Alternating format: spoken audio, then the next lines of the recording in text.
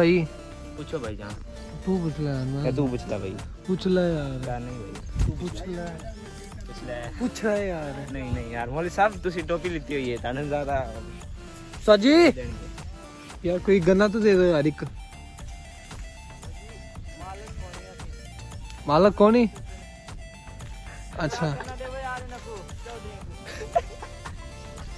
बेसी कर दिया ना, मालक कौन है? चंद्रा ने मैंने ख्याल कर तेरा भाई भी लोग देखेगा मैं जान। पता है कोई गल नहीं कोई गल नहीं। पढ़ पढ़ूं तो ए फड़ेगा कि मैं समझ नहीं आंद भी। दो मोटरसाइकिल है तनु पूरा सूरज चलाना आंदा, मैं पकड़ता बांगा पीछे। चलो फिर आप रख लो, कुछ नहीं होता। पकड़ जाना फड़ी हालो तुसी मंगे सी चलो मैं धन लिया ते फायदा हो गया। चार टोटे करो दो ओ बोन तले दे ले दो।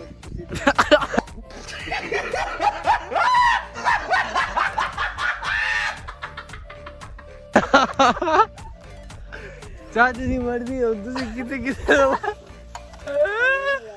चार टोटे करो। अच्छा चलो जा।